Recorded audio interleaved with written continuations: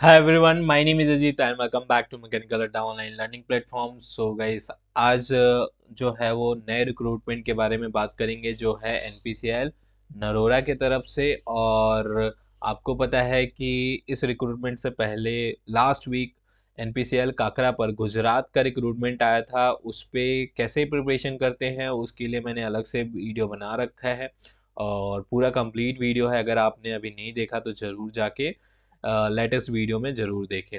ठीक है, तो आज जो है हम बात करेंगे कि कैसे इसका अप्लाई करना है, सारी चीज़ें बताऊंगा, क्या क्या एग्ज़ाम पैटर्न है, डिटेल सिलेबस क्या होगा और आपका एग्ज़ाम डेट जो है वो क्या हो सकता है और एग्ज़ाम और इंटरव्यू में कितना गैप होता है। क्योंकि इसका जो है वो बाकी के जो सेंटर है उससे थोड़ा अलग होता है। ठीक है, तो यहाँ पे मैं सबसे पहले वेबसाइट खोलूंगा। सबसे पहले एडवर्टीजमेंट कहाँ मिलेगा, यहाँ पे देख सकते हो सेकंड नंबर में, recruitment for the paramedical stipendiary training non technical post at NAPS. NAPS का मतलब नरोरा एटॉमिक पावर स्टेशन। यहाँ से आप एडवर्टीजमेंट खोल सकते हो। ठीक है ना। और यहाँ पे जो डेट है सबसे इम्पोर्टेंट है आपका डेट, 13 दिसंबर 2022 से आज से यानी कि स्टार्ट हो चुका है और 6 जनवरी तक लास्ट डेट है आपका 4 बजे तक। ओके। और यहाँ से क्लिक करके जो है आप अप्लाई कर सकते हो। कैसे करना है ये बहुत ज़्यादा सिंपल है। अगर कोई दिक्कत होता है, सबसे पहले अगर आपने रजिस्टर नहीं किया तो रजिस्टर करना है। अगर रजिस्टर कर लेते हो तो लॉगिन कर सकते हो। सिंपल जो है रजिस्ट्रेशन में जो भी डिटेल्स होता है वो आपको फिल कर देने हैं और उसके बाद जैसे जैसे प्रोसेस होगा वो आपको कर देना। उसमें मुझे नहीं लगता आपको कोई दिक्कत आएगा। दिक्कत आएगा तो आप जो है मुझे व्हाट्सएप नंबर पे कांटेक्ट कर सकते हो या डिस्क्रिप्शन जो आप वीडियो में जो है वो कमेंट भी कर सकते हो।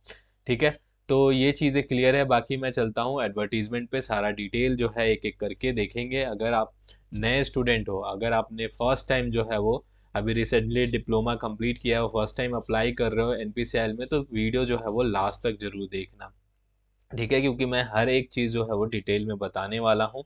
सबसे पहले अगर बात करें अलग अलग जो यहाँ पे टोटल वैकेंसी है, करंट वैकेंसी प्लस बैकलॉग की, ये सारी एक साथ रहेगी आपकी। नर्स ए पोस्ट का है सबसे पहले, इसमें टोटल 4 वैकेंसी है। अगर मैं बात करूँ सेकेंड नंबर का जो कि स्टिपनी ट्रेनिंग साइंटिफिक असिस्टेंट एसटीएस से कैटेगरी 1 बोला जाता है, ये डिप्लोमा होल्डर्स के लिए है। 3 अलग अलग ब्रांच के लिए है। मैकेनिकल हो गया आपका, इलेक्ट्रिकल एंड इलेक्ट्रॉनिक्स। अगर शीट की बात करें, मैकेनिकल में टोटल 19 है, इलेक्ट्रिकल में टोटल 8 है और इलेक्ट्रॉनिक्स के सिर्फ एक है, वो भी बैकलॉग की वैकेंसी है।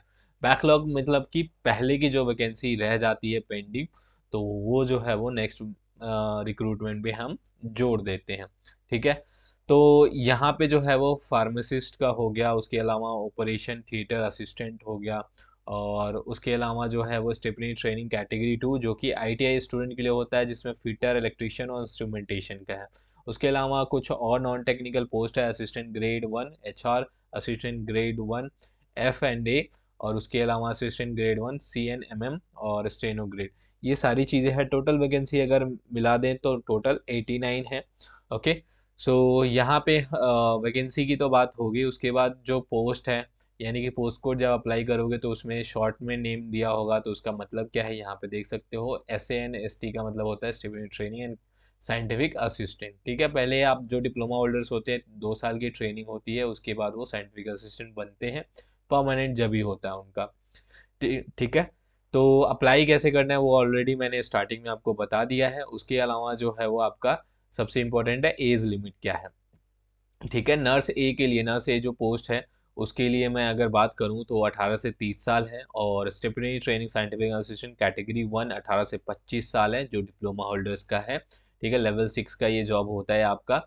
और फार्मासिस्ट के लिए 18 से 25 है। उसके अलावा ऑपरेशन थिएटर, इसका भी 18 से 25 है। और जो आईटीआई स्टूडेंट हैं उनके लिए जो है वो स्टेपनी ट्रेनिंग कैटेगरी 2 18 से 24 साल है। और जो नॉन टेक पोस्ट है उसका 21 साल से 28 साल है, ये ध्यान रखना है, 21 साल से 28 साल है। और रिलैक्सेशन नॉर्मली जो गवर्नमेंट का रूल होता है, SC ST के लिए 5 साल, OBC के लिए 3, और उसके अलावा जो है वो PWD हो गया और 10 साल हो गया। और फिर उसमें भी SC ST दोनों मिला के आपका 15 साल हो जाता है। यानी कि दो एक साथ कैटेगरी, सब कैटेगरी प्लस कैटेगरी का, और उसी में OBC का 13 साल, मतलब कि 10 साल प्लस में 3 और ये 5। ठीक है, एक्स सर्विसमैन का जो है वो जितनी पीरियड होती है मिलिट्री सर्विस की, प्लस में 3 ईयर एक्स्ट्रा। ओके, और ये सारी चीज़ें हैं यहाँ पे सभी का दिया हुआ है। जो भी आपका कैटेगरी हो वीडियो पॉज करके पढ़ सकते हो या नोटिफिकेशन डाउनलोड करके। उसके अलावा जो है वो आपके जो डिसेबिलिटी का अलग अलग क्राइटेरिया होता है, तो इसमें से अगर आप इस कैटेगरी से बिलोंग करते हो तो आप इसमें देख लेना कि क्या क्या कैटेगरी जो है वो एलिजिबल है। ठीक है ना, जो सूटेबल है आपके जो भी पोस्ट हैं, लाइक कैटेगरी 1 के लिए मैकेनिकल इलेक्ट्रिकल, तो उसमें दिया हुआ है, अगर वो आप उस कैटेगरी में आते हो तभी जो है वो उस कैटेगरी से आप अप्लाई कर सकते हो। ठीक है, तो मैं इसको जो है वो स्किप करके आगे बढ़ता हूँ। आप पीडीएफ या वीडियो पॉज करके इस जो भी पर्टिकुलर ट्रेड से हो आप वहाँ पे देख सकते हो। अगर हम बात करें सबसे इम्पोर्टेंट एसेंशियल क्वालिफिकेशन और एक्सपीरियंस, ठीक है, इसमें मेरे पास काफ़ी दिनों से एक क्वेरी जरूर आ रहा है, उस पर मैं अलग से वीडियो बनाऊंगा। बाकी इसमें बता देता हूँ, काफ़ी जो स्टूडेंट है स्पेशली जो है जो आपके पॉलिटेक्निक कर रखे हैं ये उत्तर प्रदेश से, तो उनका मैकेनिकल में जो है वो कंप्लीट जो है वो आपका प्योर मैकेनिकल का डिग्री यानी कि डिप्लोमा नहीं मिलता है। ठीक है, जैसे कि उसमें आपके होते हैं स्पेशलाइजेशन, लाइक पावर प्लांट हो गया, प्रोडक्शन हो गया, ऑटोमोबाइल हो गया। तो जो लास्ट टाइम रिक्रूटमेंट था एनपीसीएल काकरा पर का, तो वहाँ पे उन्होंने एक्सेप्ट नहीं किया था। इवन बच्चों ने इंटरव्यू क्रैक कर जो इंटरव्यू है वहाँ तक पहुँच गए थे, यानी कि रिटन एग्ज़ाम क्रैक करके। बाकी किसी भी सेंटर में अभी तक ऐसा इशू नहीं आया, ये मैं बता दूं। नरोरा में लास्ट 2 साल में रिक्रूटमेंट हुआ है, वहाँ पे कोई इशू नहीं आया है। उसके अलावा आरआर साइट हो गया, आपके तारापुर हो गया, सभी में किसी में भी इशू नहीं आया है, बस एक काकरा पर में आया। तो ये चीज़ है, इस पे मैं अलग से वीडियो बना दूंगा।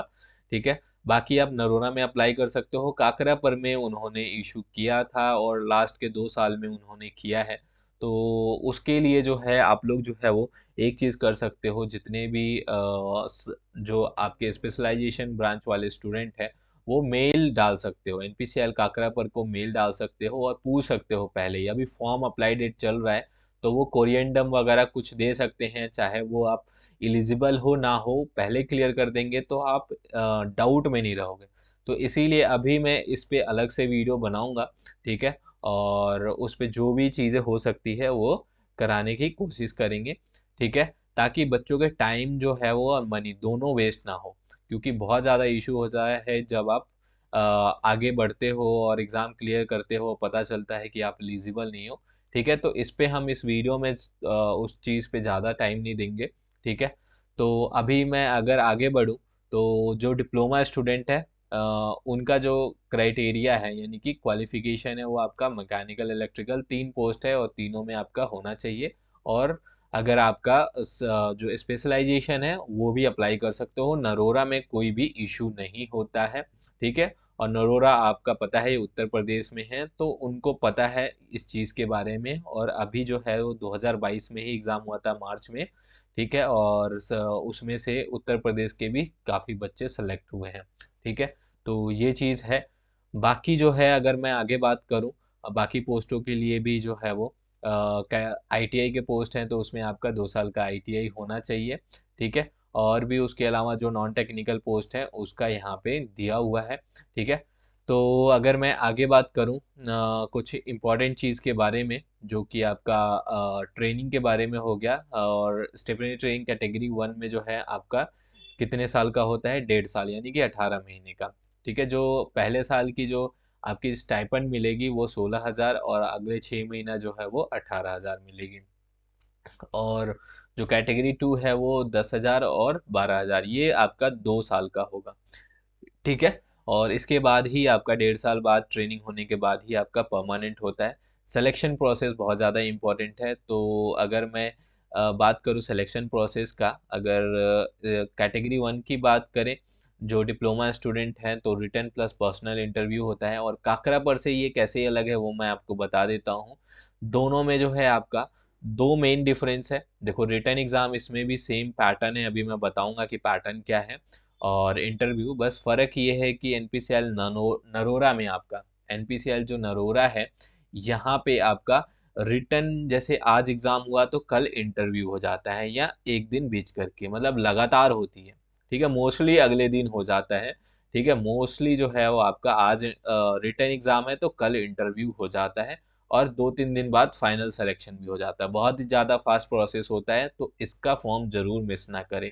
ठीक है, तो यहाँ पे जो है बहुत ज़्यादा इम्पोर्टेंट है कि लगातार जो है आपके रिटर्न एग्जाम और इंटरव्यू होते हैं। ठीक है, अब तक तो यही होते आ रहा है, बाकी आगे का अभी बता नहीं सकते कि इस बार कैसे होगा। मोस्ट प्रॉब्ली वही प्रोसेस फॉलो होता है जो सेंटर का आपका पहले से चला हुआ आ रहा है।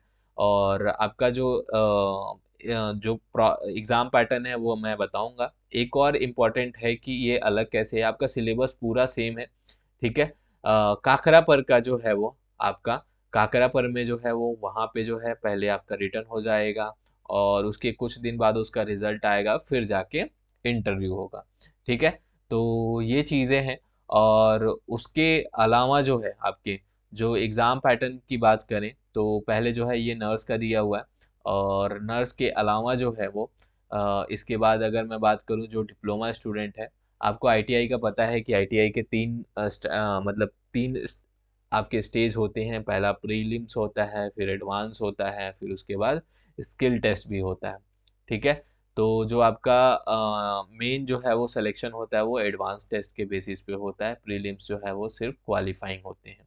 ठीक है, मैं अब इसके बाद बात करूँगा कौन सा आपका स्टेपनी ट्रेनिंग कैटेगरी 1 का जो आपके लिए है साइंटिफिक असिस्टेंट के लिए। तो यहाँ पे जो है आपका टोटल क्वेश्चन की बात करें तो ये बिल्कुल एनपीसीएल काकरा पर की तरह ही है, पूरा एग्जैक्ट आपका जो पैटर्न है। पहले जो है काकरा पर का अलग होता था, एनपीसीएल नरोरा का आपका सेम है। ठीक है ना, लास्ट ईयर 2022 में एग्ज़ाम हुआ है, और ये इस साल की दूसरी वैकेंसी है। तो वहाँ पे भी जो है पैटर्न आपका जो है वो पिछले साल बिल्कुल इसी साल की बात करें तो बिल्कुल सेम था। यहाँ पे इंग्लिश से 20 क्वेश्चन, जनरल अवेयरनेस से 20, क्वांट से आपके 20, और आपका मैकेनिकल इलेक्ट्रिकल या इलेक्ट्रॉनिक जो भी है तो उससे आपके कितने 60 क्वेश्चन, टोटल 120। टाइम मिलेगा आपका 2 घंटा। 3 मार्क्स का क्वेश्चन होगा, नेगेटिव जो है आपकी 1 मार्किंग होगी। ठीक है, तो ये सारी चीज़ें होगी। और यहाँ पे दिया हुआ test may be conducted in a single or multiple session depending on the logistic requirement. ठीक है, टेस्ट जो है वो एक सेशन या मल्टीपल, जब बहुत ज़्यादा बच्चे अप्लाई करेंगे तो वो जो है मल्टीपल सेशन में भी कंडक्ट हो सकता है। ठीक है, और ये भी ध्यान रखना है कि अब तक जो है ये ऑफलाइन नरोरा का ऑफलाइन एग्ज़ाम हुआ है, लेकिन इस बार जो है वो ऑनलाइन भी होने के चांसेस हैं। यहाँ पे आपका दिया हुआ है ऊपर, जब देखोगे जहाँ पे पैटर्न था कि रिटर्न एग्ज़ाम जो है ओएमआर बेस हो सकता है या कंप्यूटर बेस हो सकता है, वो डिसाइड करेंगे। आई थिंक जैसे भी नंबर ऑफ फॉर्म्स कितने फिलअप हुए हैं उस हिसाब से वो डिसाइड करेंगे। ठीक है, बाकी नॉर्मली जो क्वालिफाइंग मार्क्स हैं इसका कोई रिलेवेंट नहीं है, नॉर्मली कट ऑफ जो है इससे बहुत ज़्यादा ऊपर होता है। ठीक है, बाकी जो है वो मेरिट लिस्ट ऑफ कैंडिडेट यहाँ पे आपका दिया हुआ है। सॉरी, ये थोड़ा सा नीचे आ गया, मूव ओके। तो यहाँ पे एक इम्पॉर्टेंट चीज़ दिया हुआ है कि अगर टाई होता है उस केस में ये पॉइंट नंबर 4 आप पढ़ सकते हो। और यहाँ पे दिया हुआ है merit list of candidate will be prepared after written exam based upon the score obtain in written examination only. ठीक है ना, मेरिट लिस्ट जो है वो आपका क्या होगा, कैंडिडेट का प्रिपेयर्ड होगा बेस्ड ऑन द जो भी आपके रिटन एग्जाम के बेस पे आपके जो भी मार्क्स आएंगे। ठीक है ना, बाकी जो है इंटरव्यू के लिए सभी का सेम होता है कि 5 गुना बुलाया जाता है। सभी का जो है क्या होता है, 5 गुना बुलाया जाता है। अब बात आती है कि final selection, final selection NPCL काकरा पर और इसमें क्या फ़र्क है, ये आपके लिए जानना ज़रूरी है। देखो यहाँ पे जो है वो एनपीसीएल काकरा पर में क्या हुआ है कि चेंज हुआ है, वहाँ पे 50-50 कर दिया, रिटर्न एग्ज़ाम का 50% और आपका इंटरव्यू का 50%। यहाँ पे है the final selection of candidate will be based on the performance of personal interview. यहाँ पे जो है रिटर्न एग्ज़ाम एक तरह से कह सकते हो सिर्फ क्वालिफाइंग है, आपको इंटरव्यू स्टेज में जाने के लिए ही बस यूज़ होगा, उस मार्क्स का कोई वैल्यू नहीं होगा, सिर्फ आपको कट ऑफ क्लियर करने के लिए ही यूज़ होगा। ठीक है, जो आपका सिलेक्शन होगा इंटरव्यू में जो भी मार्क्स आएंगे उसके बेस्ड पे होता है। ठीक है, तो ये दूसरा डिफरेंस है एनपीसीएल काकरा पर और नरोरा के बीच में। अभी दोनों के रिक्रूटमेंट है और दोनों के फॉर्म सभी बच्चे भरेंगे। ठीक है, तो दोनों में क्या सिलेबस जो है रिटर्न एग्जाम का बिल्कुल सेम है। और सिलेबस जो है अगर आपको डाउनलोड करना है, बहुत सारे बच्चे बोलेंगे सर सिलेबस कहाँ से मिलेगा, तो डिटेल सिलेबस आपको कहीं भी नहीं मिलेगा। तो लास्ट वीडियो में मैंने आपको यहाँ पे बताया था डिटेल सिलेबस के बारे में, बेस्ड ऑन द अभी तक के 2-3 साल से जितने भी पेपर हुए हैं उनके बेस्ड पे आपको सिलेबस बताया है कैसे डाउनलोड करना है। तो इसमें एनपीसीआई के लिए आपके लिए कंप्लीट कोर्स भी है जिसमें नॉन टेक्निकल टेक्निकल दोनों है। मैकेनिकल का कोर्स है ये। और टेस्ट सीरीज अगर आप तैयारी कर चुके हो, सिर्फ टेस्ट सीरीज चाहिए, तो इसमें आपको टेस्ट सीरीज यहाँ पे मिल जाएगा। और कंप्लीट कोर्स ज्वाइन करना है, अगर जीरो से आपको पढ़ाई करनी है और एग्ज़ाम क्रैक करना है तो आप ये कोर्स ज्वाइन कर सकते हो। और आपको सिलेबस चाहिए तो इसी कोर्स के अंदर जो है आप जाके कंटेंट सेक्शन में जो है वो सिलेबस जो है इस पर क्लिक करके सिलेबस का फोल्डर है वो डाउनलोड कर सकते हो। ये मैंने काकरा पर के लिए बनाया था, बट एनपीसीएल नरोरा का भी बिल्कुल एग्ज़ाम पैटर्न सेम है, सिलेबस भी आपका सेम रहेगा, तो कोई अलग नहीं रहेगा। तो इसके लिए भी जो है वो मैं अलग से नेमिंग करके अपलोड कर दूंगा, लेकिन आप समझदार हो, जब एग्ज़ाम पैटर्न सेम रहेगी तो सिलेबस भी सेम रहेगा, तो यही सिलेबस जो है आप फॉलो कर सकते हो। ठीक है, मैं इस पे अलग से जो है वो डिस्कशन नहीं करूँगा। यहाँ परसों जो है मैंने ये वीडियो अपलोड किया था, वो वीडियो आप ज़रूर देख लेना, लिंक आपको मिल जाएगा डिस्क्रिप्शन, या सिंपली यूट्यूब पे जाके देख सकते हो। ठीक है, तो यहाँ पे जो है मैंने ऑलमोस्ट सारी चीज़ें डिस्कस कर लिया है। एक बार आगे देख लेते हैं कि उसके अलावा जो है आपका एग्ज़ाम पैटर्न सारी चीज़ें हो गया। नॉन टेक्निकल पोस्ट के लिए दिया हुआ है, मैं आप अगर आप नॉन टेक्निकल पोस्ट से हो तो आप पीडीएफ से जो है वो ये पैटर्न देख लेना। ठीक है, तो यहाँ पे ऑलमोस्ट सारी चीज़ें जो है वो वेट लिस्ट के लिए यहाँ पे कंडीशन दिया हुआ है, 1 साल तक वैलिड रहता है ज्वाइनिंग डेट से। ठीक है, उसके अलावा जो अप्लाई कैसे करते हैं उसमें ज़्यादातर जो है वो दी होती है। कुछ इंपॉर्टेंट चीज़ है कि जैसे कि अगर अभी फाइनल ईयर में कोई स्टूडेंट है 2023 में पास आउट हो रहा है तो वो अप्लाई नहीं कर सकते, जो पास हो चुके हैं वही अप्लाई कर सकते हैं, इस चीज़ का आपको ध्यान रखना है। ठीक है, और उसके अलावा जो है कुछ इम्पोर्टेंट चीज़ें मैं आपको यहाँ पे बता दूंगा जो भी रहेगा। ठीक है, अगर आपको कोई चीज़ डाउट हो, सर्टिफिकेट का दिया होता है कि आपका सेंट्रल ओबीसी जो है आपका सेंट्रल होना चाहिए, बाकी एससी एसटी तो आपका एक ही होता है, अलग नहीं होता। ओबीसी जो है आपका एनसीएल होना चाहिए, और एनसीएल जो है अपडेटेड होना चाहिए, ध्यान रखना कि अगर आपने ओबीसी सर्टिफिकेट पुराना बना हुआ है 1-2 साल पहले का है तो इस साल जो है वो अपना एनसीएल यानी नॉन क्रीमी लेयर का एक तरह से आपका इनकम का जो है वो आपको रिन्यू कराना होता है कि आपका 8 लाख से कम इनकम है, ये चीज़ें बस आपको करानी होती है। तो यही सारी चीज़ें हैं। ठीक है, उसके अलावा अगर आपको कोई डाउट होता है, बाकी आप मैकेनिकल अड्डा ऐप डाउनलोड करके वहाँ से पीडीएफ में आपको सारा डिटेल सिलेबस मिल जाएगा। ठीक है, डिस्क्रिप्शन में लिंक मिलेगा। लास्ट डेट क्या है? लास्ट डेट 6 जनवरी है, ये आपको ध्यान रखना है। अप्लाई करने का लास्ट डेट जो है वो 6 जनवरी है, और वीडियो में जो है आपको सारे लिंक्स मिल जाएंगे।